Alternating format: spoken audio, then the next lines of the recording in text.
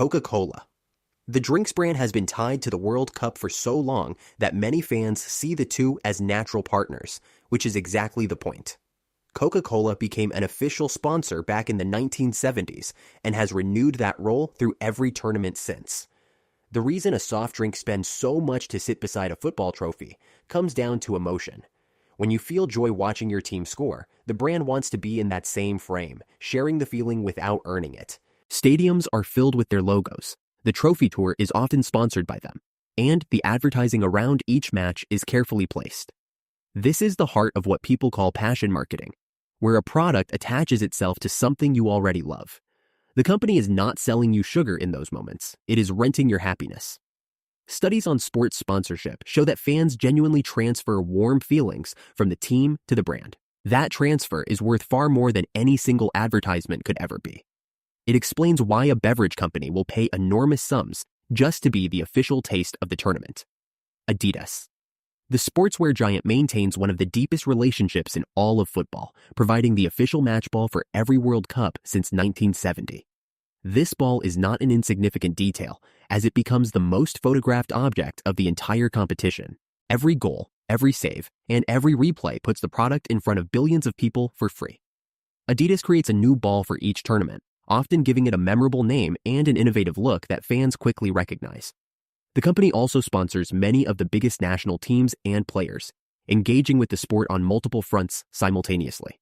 Behind the scenes, there is a long-standing rivalry with other sportswear brands vying for the same space. Winning the right to be the official ball manufacturer is treated as a major commercial victory.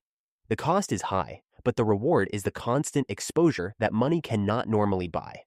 When children grow up kicking a replica of that famous ball, loyalty starts early. This early attachment is precisely what Adidas is after. Sepp Blatter. For decades, his name was practically synonymous with FIFA itself, and the story of how the World Cup became a money-making machine actually begins with the way he ran it. Blatter understood something simple. Football is the most watched sport on the planet, and attention can be sold. Under his leadership, the commercial side of the tournament grew much faster than the sport itself. Sponsorship deals were bundled together, television broadcasting rights were sold in gigantic packages, and host nations were asked to make enormous concessions to bring the event home. He transformed a football tournament into one of the most valuable media products in the world. The figures behind these deals were staggering, often reaching billions of dollars per edition. However, the more the money grew, the more questions arose about where exactly it was going. Subsequent investigations exposed a culture of bribes and kickbacks linked to hosting decisions and broadcasting contracts. Blatter himself ended up being banned from football, but the financial structure he helped build remained intact. Qatar. The choice of this small Gulf nation to host the 2022 tournament became one of the most debated decisions in sporting history. Qatar had almost no footballing tradition, and a climate so hot that the event had to be moved to the winter for the first time. The bid won anyway, and this result raised immediate suspicions about how the hosting rights were truly decided. The country spent around $200 billion building stadiums, hotels, transport links, and entire neighborhoods from scratch. For Qatar, the objective was never just about football, but rather its global image and influence on the world stage. Critics pointed to the treatment of migrant workers who built the facilities in poor and dangerous conditions. Many lives were lost during construction, and these reports cast a long shadow over the celebration. The tournament became a clear example of sports washing, where a nation uses a popular event to soften the image the world has of it. FIFA profited heavily, the host nation gained prestige, and the human cost was quietly pushed into the background. This practice has become a problem. Panini. The sticker album has been a part of World Cup memories since 1970, and few products understand emotional consumption quite as well as this one. For each tournament, the company releases an album with hundreds of empty spaces designed to hold collectible player stickers. The stickers are sold in small sealed packets, so you never know which players you're going to get until you open them. This uncertainty is the entire strategy, because completing the album purely by luck is almost impossible. Fans, both children and adults, end up buying packet after packet in pursuit of the few stickers they still need.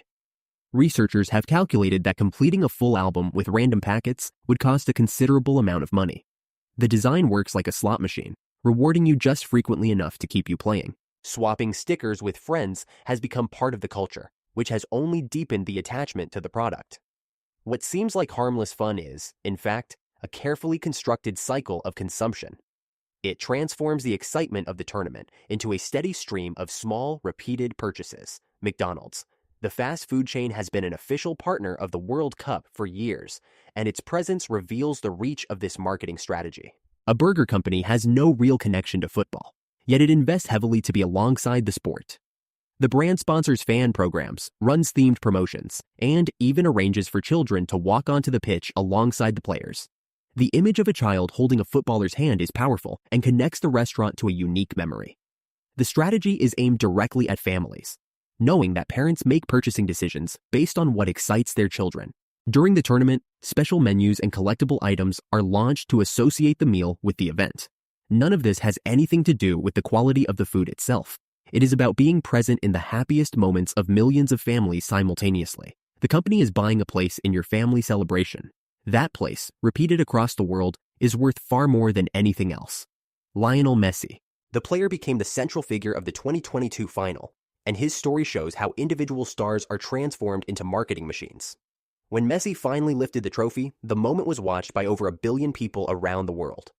Brands spent years associating themselves with him, knowing his success would boost their own visibility. The image of him holding the cup, draped in a traditional robe, instantly became one of the most shared photographs in history. That single image carried sponsor logos and product associations to every corner of the planet. A star of his level is not just an athlete. He is a walking advertisement worth enormous sums. Contracts for football boots, drinks, and clothing rise and fall according to his performance on the pitch. The emotion fans feel for him is real, but it is constantly being measured and sold. Companies study which players carry the most goodwill before deciding where to invest their money. In modern football, a beloved player has become one of the most valuable marketing tools. Diego Maradona. The legend remains the perfect example of how passion, fame, and business met long before the modern era.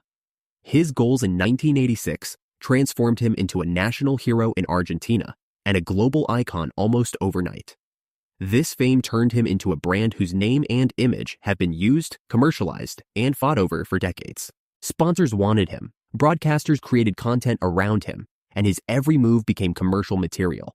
However, his story also showed the dark side of carrying so much weight and attention. The pressure, the money, and the constant exposure accompanied him throughout a difficult and very public life. Following his death, even his image and likeness became the subject of legal and financial disputes. He represents the moment when football fully understood the value of a single human being's passion. The sport learned that a person could be marketed with the same force as any product. Everything that FIFA and the brands do